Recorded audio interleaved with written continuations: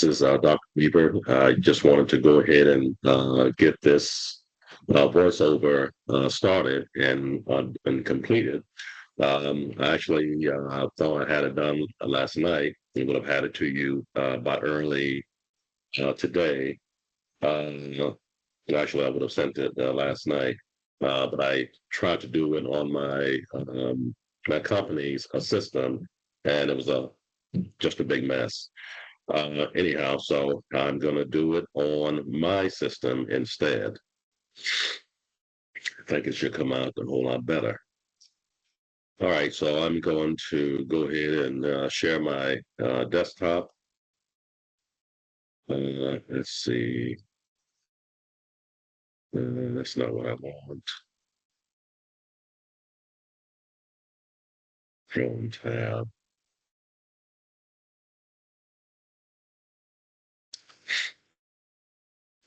All right, beautiful.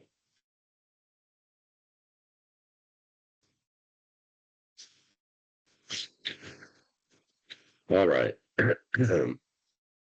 So some of the central nervous systems disorders that we will discuss in this voiceover is dementia, Parkinson's disease, as well as Huntington's chorea or Huntington's disease.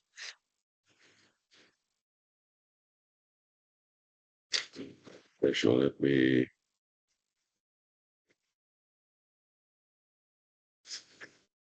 All right. All right. So dementia significantly impairs the intellectual functioning um, of those who acquire this condition. There's also impaired normal activities, and it also impacts their relationships with people, family in particular. There's also um, impaired problem solving. They don't have the ability to solve problems, even simple problems, things that they've been doing all their lives, and they just have really difficulty solving these problems. There's also impaired emotional control. You know, they have these outbursts, and they can become very irritable and so forth. There's also personality and behavioral issues as well.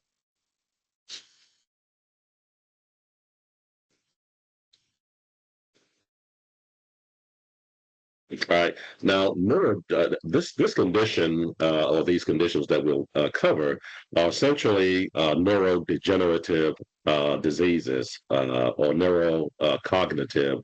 Remember, when you think about cognitive, the ability to think, thinking, and what have you. So these neurodegenerative, it's basically a term that can apply to any nervous system disorder that causes degeneration or wasting of the neurons in the nervous system. Remember when I showed you guys that neuron the other day where it had the dendrite? You know, it's like a circle with the like the lines coming out of the head. And then it had like almost like a worm or a tail of that followed. Hopefully you guys can remember that. Um, and so the that is essentially a neuron in the nervous system, and they go through that the degenerative decline, if you will.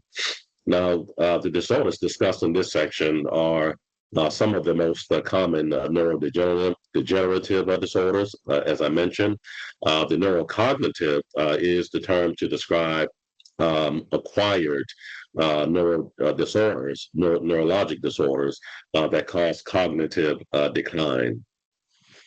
Now, management of chronic conditions does not focus on short-term stay in the hospital because of an exacerbation of the disease process, but rather we more focus on the long-term goal of helping the patient as well as the family to cope with this disease. Um, process. We want them to be able to process and maintain the patient's independence as long as possible. All right. This is a chronic, long-term issue that just cannot be resolved in an acute care setting. Now, nursing care involves providing information on management of the illness. We also look at prevention and treatment of complications that arise. And also, we like to refer them, or it is appropriate to refer them to support groups or even case managers that know how to navigate the healthcare system and resources that might be available. Now, as these patients go through that period of decline, there will come a time when the family are not going to be able to care for these patients or their loved ones in the home setting. There'll just be too much, and so we have to think about considering a long-term care facility to care for these patients, which is very sad when you think about it. Now, dementia is not a disease, but it is rather a symptom of other neurocognitive disorders. According to the National Institute of Neurological Disorders and Stroke, patients who have dementia have significantly impaired intellectual functioning that interferes with their normal activities and relationships. They also lose the ability to solve problems and maintain emotional control, and they may experience personality changes and behavioral problems such as agitation. They experience delusions as well as hallucinations. Now, while memory loss is a common symptom of dementia, memory loss by itself does not mean that a person has dementia, because as you should know, of the other health issues that can affect one's memory, other conditions. Now, some patients have mild mental status changes that do not interfere significantly with their day-to-day functioning. This is sometimes referred to as mild cognitive impairment or MCI. However, these patients with MCI, they are more likely to develop Alzheimer's disease than those who do not have this mild cognitive impairment.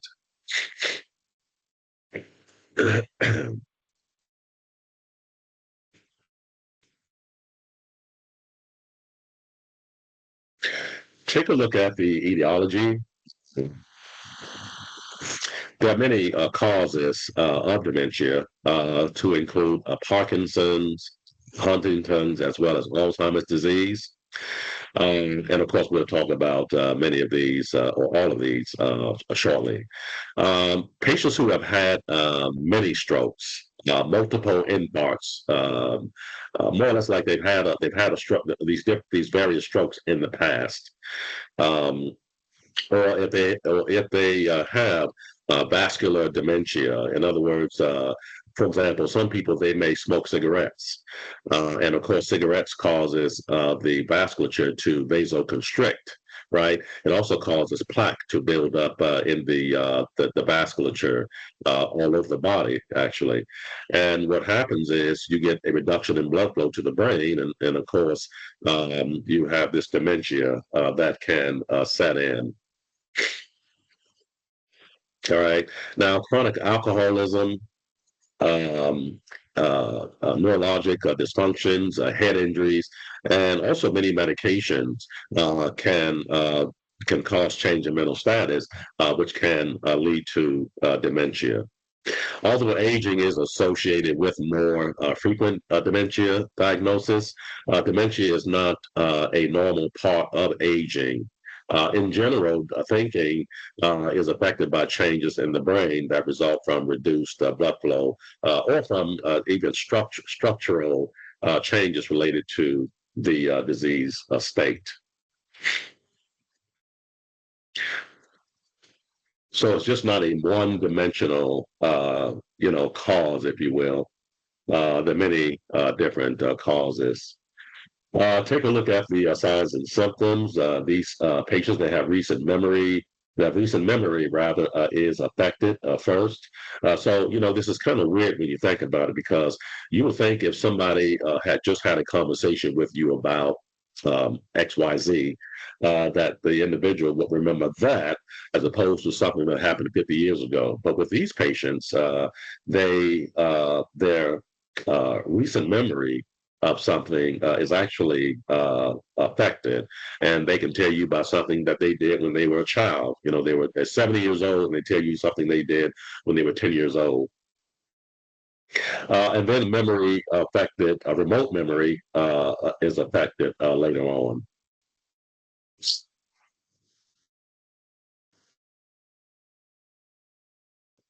As you all know, I'm still dealing with this cold. Um, I'm trying to press on. We'll also forget how to perform a simple task. Um, they wander around aimlessly, I might add. They also experience aphasia, so even their language, their speech would be affected. There's behavioral issues, and then at some point, depending on the stage of the dementia, they will at some point become totally dependent on loved ones or caregivers to care for them.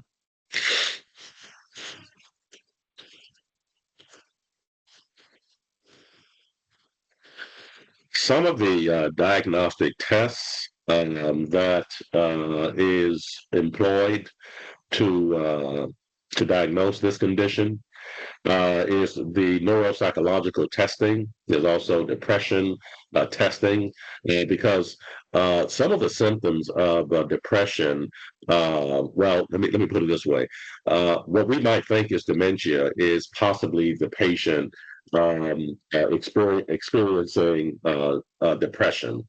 And so, if we know, if we realize that the patient is actually suffering from depression, and we manage that depression, then you might see them improve as far as their cognition is concerned.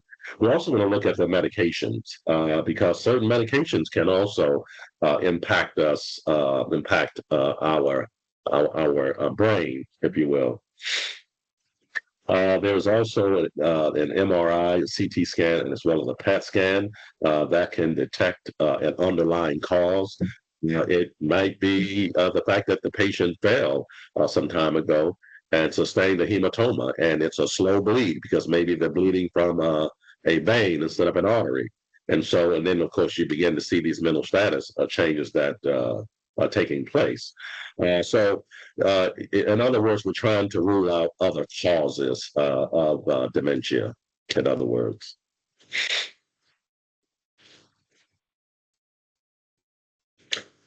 and let's see, trying to do this a little faster than I did before. Yeah, I think it was like an hour the last time I did it, and so maybe I can get through it a little quicker. Um, anyway, so as far as therapeutic interventions, there are some medications that delay progression of this disease. We might use some cholinesterase inhibitors. Remember, these patients, I believe this is the one where there is a reduction in the amount of acetylcholine. And so we want to inhibit the enzyme cholinesterase so that more acetylcholine can be available. Battery's running low. What is up with that? No, just a minute. Oh my God. My battery was running low. I guess I must have pulled it out. That would have happened, then I would have lost everything I just did. Anyway, so all right. There are also NMDA agonists that we use in these patients to treat their dementia. And also, there's end of life decision making. While these patients are with it, they're well, they maybe have mild mental status change, if you will, that would be the time to have that discussion with these patients to ask them what they like done with themselves as far as their medical decisions. Might it come to the point where they're not able to make those decisions themselves? And so it's better to do that when you're with it and when you can make that decision yourself. And that way, people just don't keep you alive forever for their own personal reasons, if you will.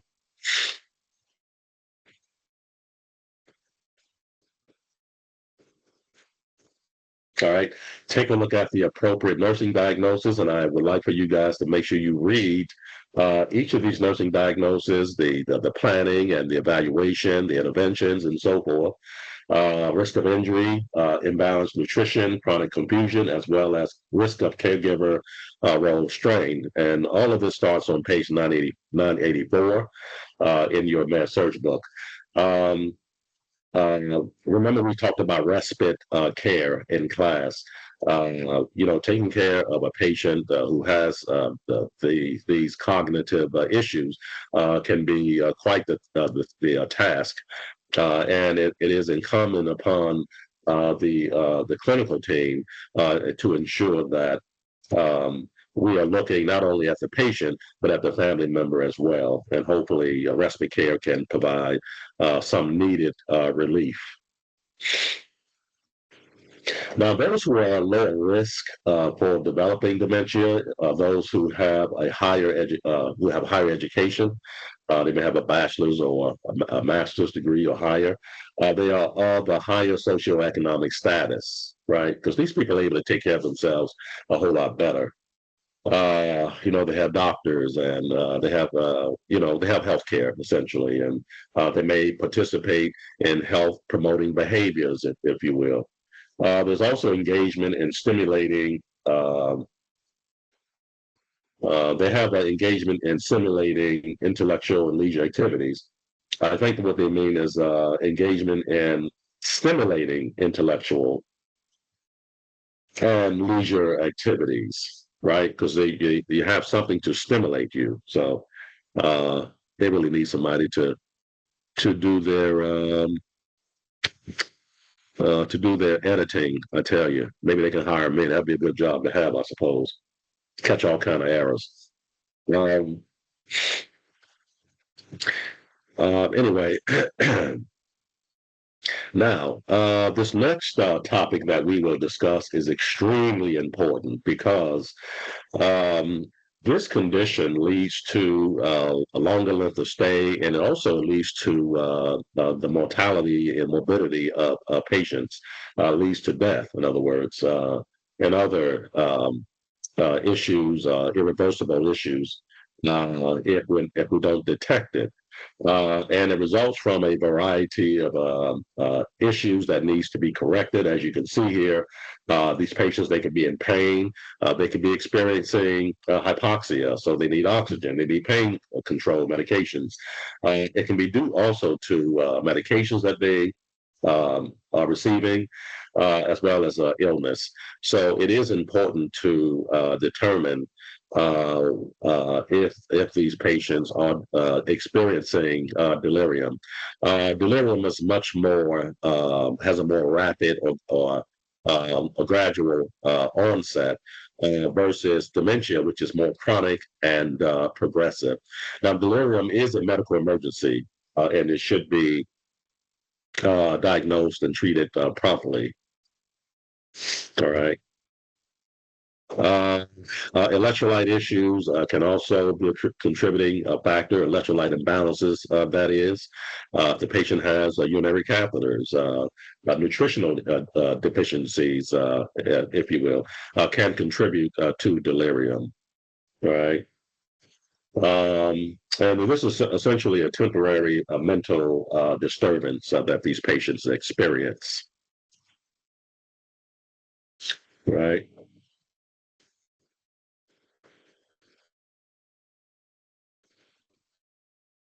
All right. So Parkinson's disease. Uh, Parkinson's disease is essentially you have these cells that are located in a part of the brain called the substantia nigra. All right, and it is these cells that actually produces dopamine. All right. Remember, dopamine, among other things that it does, it is also a neurotransmitter that is involved or that helps us to move about, if you will.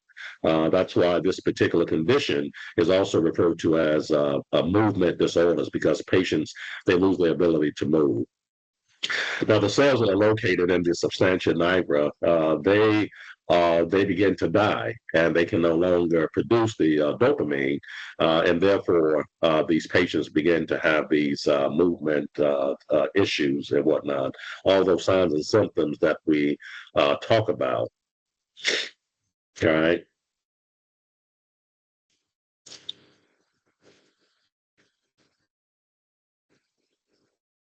Right. So dopamine facilitates the transmission of impulses. When we have enough dopamine, those electrical impulses can occur from one neuron to the next. This is why dopamine is so important. And as I said, there's destruction of the cells of the substantia nigra, and these patients they don't produce enough dopamine, which is what we have to replace. Loss of dopamine function also results in the impairment of semi-automatic movements. Just think about the movements that we just automatically do or perform. Now, Parkinson's disease is also sometimes called an extra pyramidal disorder because it affects the extrapyramidal tracts in the spinal cord that controls or contains the motor neurons. All right. Just think about it. When you look at the signs and symptoms of these people with Parkinson's disease, they have these really strange movements and whatnot that we witness. Now, acetylcholine, so you have a reduction of dopamine, but you have an increased amount of acetylcholine, too much. And acetylcholine, as we know, is one of the excitatory neurotransmitters that it results in us being able to move. Our muscles and so forth are activated because of acetylcholine.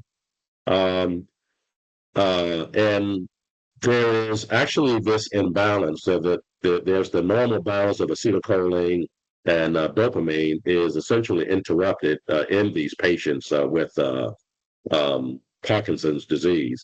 And so you have just an increased amount of acetylcholine. And it is this acetylcholine, it's kind of like when you think about the cholinergic crisis in myasthenia gravis. And these patients can have all these different symptoms, these movement kind of symptoms because of the fact that they have too much acetylcholine. You see the tremors, the muscle rigidity. You see also akinesia or loss of muscle movement. And these are the symptoms that are characteristic of those patients who have Parkinson's disease. And those movements, again, are the result of acetylcholine. All right. And what I want you to think about is when you think about dopamine, it's crucial for that for coordinating smooth, controlled movement. All right, it is involved in regulating motor activity. You know, ability to perform a task. And a deficit in dopamine production is associated with motor symptoms like those that we see in Parkinson's disease. Again, the tremors, the stiffness, and the bradykinesia or slow movement. Do not confuse bradykinesia with bradycardia. Bradycardia is a low heart rate. Bradykinesia is slow movement. Brady is the key, is the operative part of that word. Take a look at the etiology or cause. It is unknown, all right, in some cases. There is also a genetic predisposition. There's certain drugs that can lead to Parkinson-like symptoms, as well as encephalitis can lead to Parkinsonism type of symptoms. They call it Parkinsonism. Um, let's see. All right.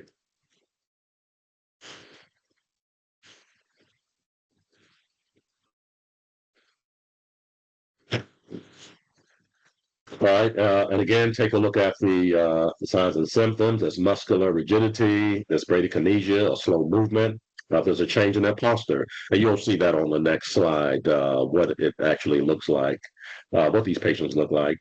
So change in posture. There's also this pill rolling tremor. And basically, if you could think about somebody who has a pill in their hand and they're just rolling it, right? This is what you see if you guys can look at my fingers. You'll see that kind of um, um, motion, if you will. It's a pure rolling tremor. There's also difficulty initiating a movement, and they have the shuffling and freezing gait. All right. And take a look at these. Well, this gives you a visual. They have a mask-like facial expression, soft voice. They also have drooling and dysphagia. They just cannot control their oral secretions. There's also dysphagia, so you know nutrition is going to be an issue for these patients. They have the hand tremors at rest, and that's the key at rest. They're constipated because imagine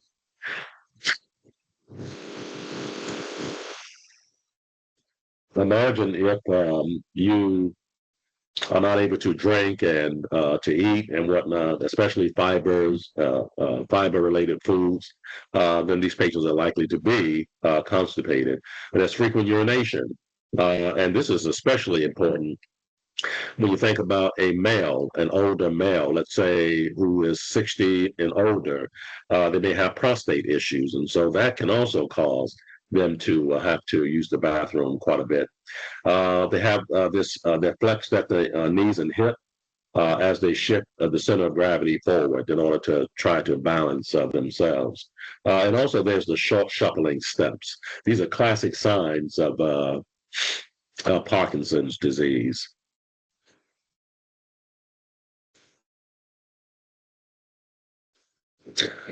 Symptoms of autonomic nervous system dysfunction. I don't know why they put this right here, but I'll go through it anyway because um, anyway, this is kind of weird. So dysfunction of the autonomic nervous system can cause diaphoresis, constipation, orthostatic hypotension, drooling, dysphagia, seborrhea, as well as frequent urination. Patients who experience seborrhea and diaphoresis, they need frequent attention to personal hygiene. These patients, they drool, they have problems eating, swallowing, and it can make it very difficult for them to go out in public and engage in, activities that would usually bring people a certain amount of joy, but they become a recluse. Um, they have slowness in initiating walking and balance problems. And there's also frequent urination that place the patient at risk for urinary incontinence. So they're essentially afraid to leave home and just a very sad disorder. Uh, and this is all right, some of the diagnostic tests for Parkinson's. We look at the history, and of course, the patient or the caregivers or family members might, of course, be able to describe some of the symptoms that they're able to see, like the pill rolling, um, a symptom that I talked about.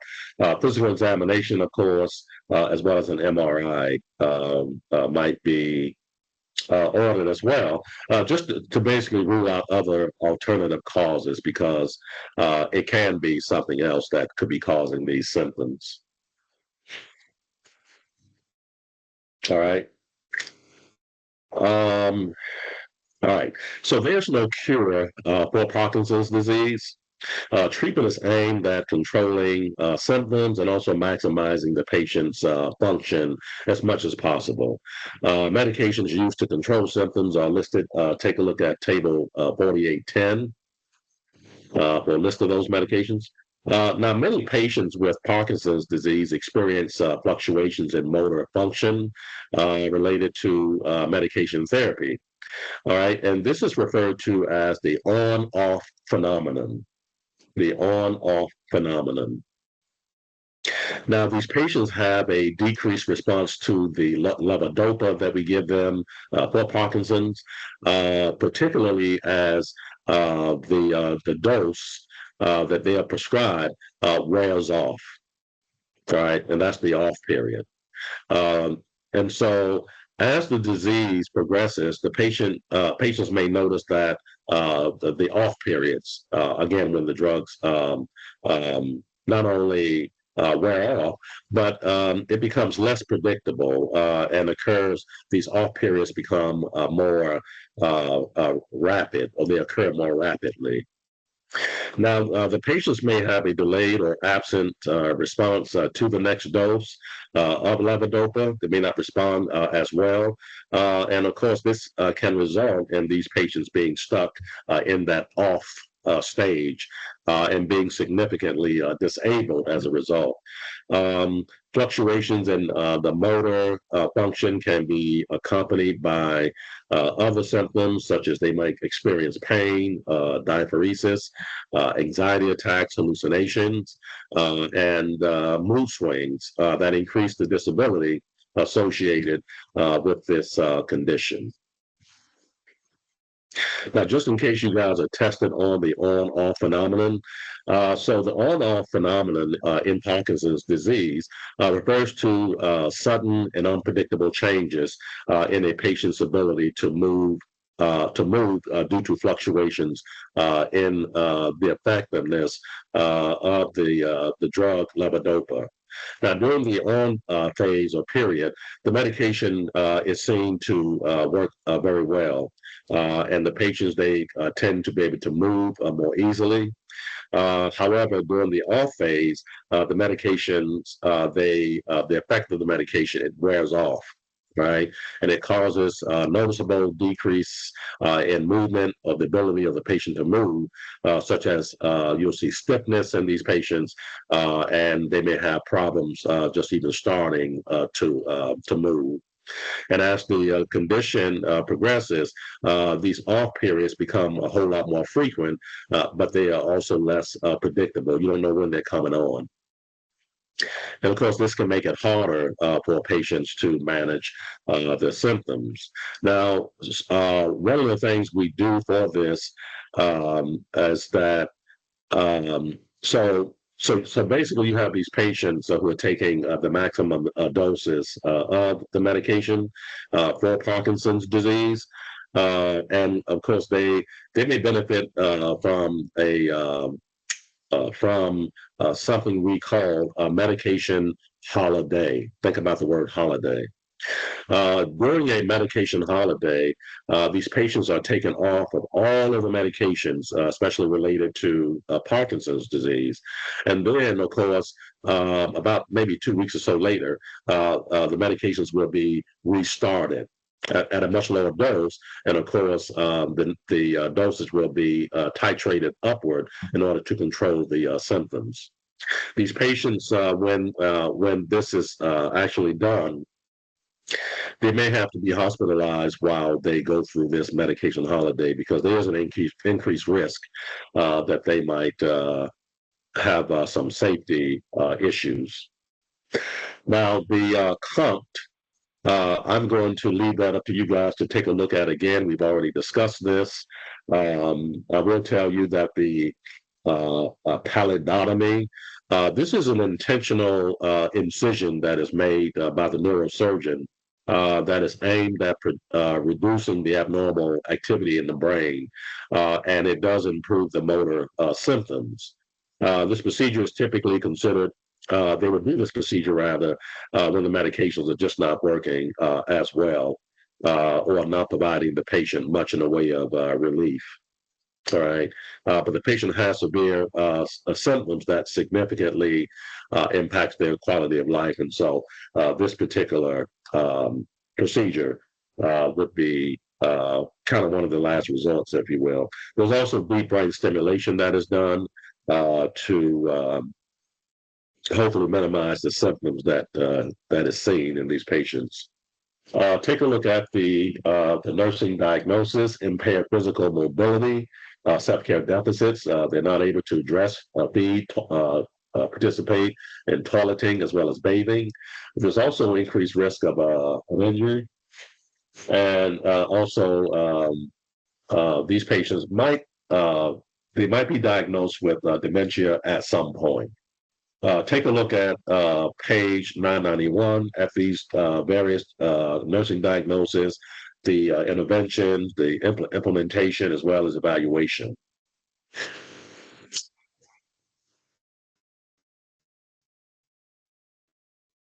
I actually wanted to turn off my mic, if you will. Someone will hear me blowing my nose, but when I did that yesterday, it was a fiasco, let me tell you.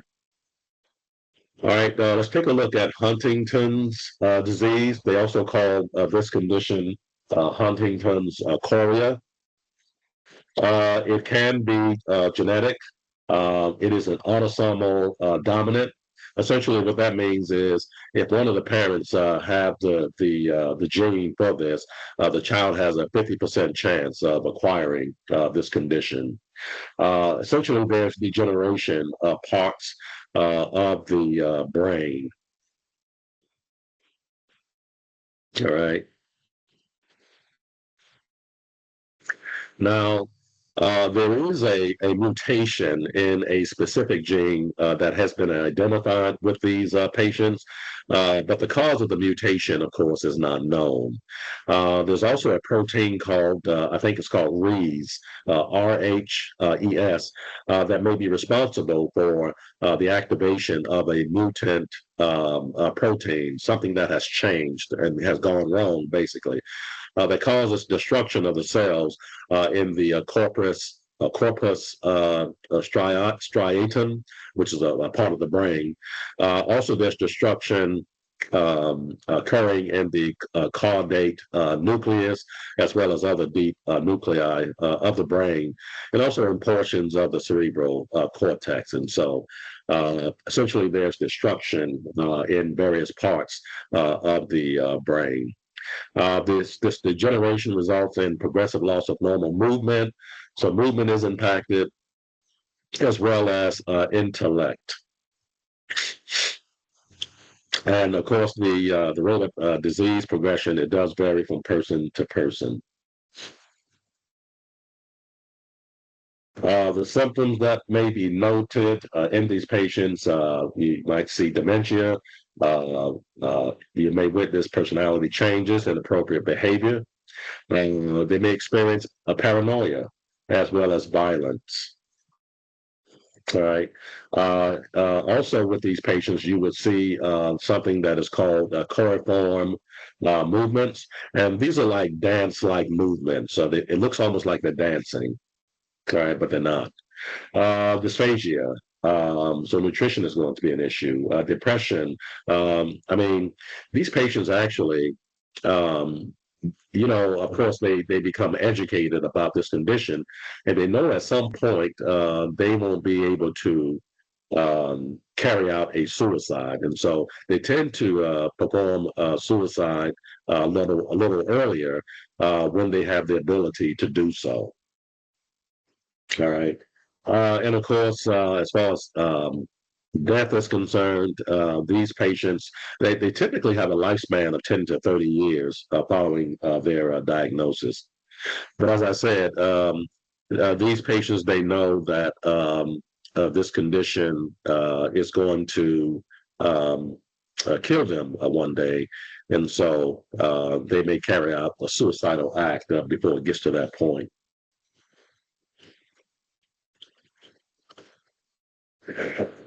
Diagnostic tests, family history, of course, especially genetic testing, MRI, CT scan, just to at least rule out other issues. Um, and then, of course, there's counseling. Some couples or moms may choose to have an abortion because they don't want their loved one to go through um, these this what this condition brings about. In other words, um, these are some of the therapeutic interventions, antipsychotic medications, especially with these patients when they have severe depression. You know, these patients with severe depression can also develop um, um, depression, or rather, I'm sorry, psychosis. Um, People who are deeply depressed can develop psychosis. So antipsychotics, antidepressants, and also anti-choreic agents. Remember the choreiform movements. So these agents would seem to help in that regard. There's also stem cell transplants, which are still in the experimental stage at this point. Nothing definitive. As far as Alzheimer's disease, there's progressive degenerative disease, or that's this disease is progressive. Also, what is characteristic of this disorder is neurofibrillatory tangles. You see, typically the neurons, if you will, they're more situated orderly, right? There's another way to explain this, but just think about these neurons. They're usually when it's normal, they're placed more normally or straight, more orderly within the brain tissue itself. But with Alzheimer's disease, they become more untangled. All right. And also, these patients, they develop what is called neuritic plaques. Um, this has to do with this. It's a kind of a protein that the brain is able to remove this plaque from itself. But with these Alzheimer's patients, the brain is not able to do so. And so all this plaque begins to build up within the brain tissue. And of course, hence the symptoms that you will see in these patients. All right. Uh, let's see. Take a look at the etiology. Um, they think that it may have something to do with a viral or bacterial infection, and also possibly an autoimmune dysfunction disorder. Also, keep in mind that patients who have Down syndrome, if they live beyond 40 years of age, they're likely going to develop Down syndrome. I'm sorry, they're likely to develop Alzheimer's disease.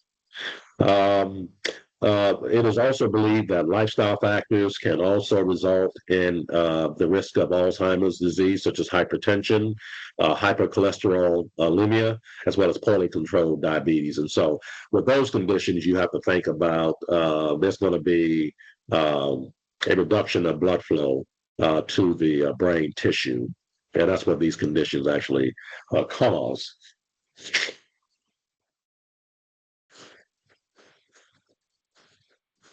When I talked about those neurofibrillatory the tangles, basically, so inside the brain is a precise arrangement of filaments or tubules. These are the fibrillatory structures that I talked about, and so again, it's supposed to be arranged more precisely in order, if you will. But then, of course, with Alzheimer's disease, they're more tangled, and so I explained that in my notes here, so just take a look at that. You'll get a better idea of what I was trying to say about that. Now, with Alzheimer's disease, depending on what source you read, I think I read a source where there's 9 stages or 7 stages. Your book talks about the 3 stages, stages 1 through 3. Take a look at what happens in each stage. Stage 1, the increasing forgetfulness, and then, of course, stage 2. Just take a look at that as well. It's something you will likely see in these patients. Also, take a look at stage 3. This is the latter stage as far as this particular source is concerned. As I said, other sources may have as many as, I want to say, 7 to 9 stages.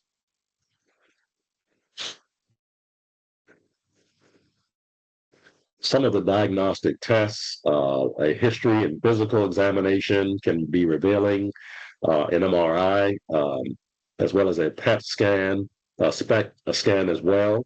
Can it especially show the neurofibrillatory tangles as well as the plaque in the brain. Typically, they tell you that an autopsy is the only way to tell, but evidently these other tests tells us what are the possible um, things that can be seen rather in the brain, if you will, especially the neurofibrillatory tangles and the neurotic plaque can be visualized on these tests. Uh, some of the therapeutic interventions we have discussed many of these already, but we discussed cholinergic inhibitors, the NMDA antagonist, um, and we haven't really discussed antidepressants, antipsychotics, and anti-anxiety agents. That you'll get when you get into psych. But the first 2 we have already discussed, and so just make sure you take a look at that and you understand what is actually going on. Obviously, if you have a cholinesterase inhibitor, you want more acetylcholine in these patients because um, they're lacking, in other words. So just take a look at that. Uh, all right, take a look at the nursing diagnosis. Pretty much the same with all of these movement disorders.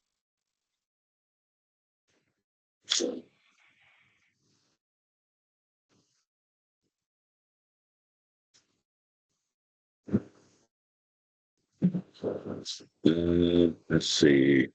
And actually, folks, that is it. That is it. So let me stop sharing here. And I think I was able to keep this to, um, yeah, so 48 minutes. It was over an hour when I did it before. So that's a little progress. Um, all right, so I'll go ahead and end here, and I will get this to you guys, and let me know what you think.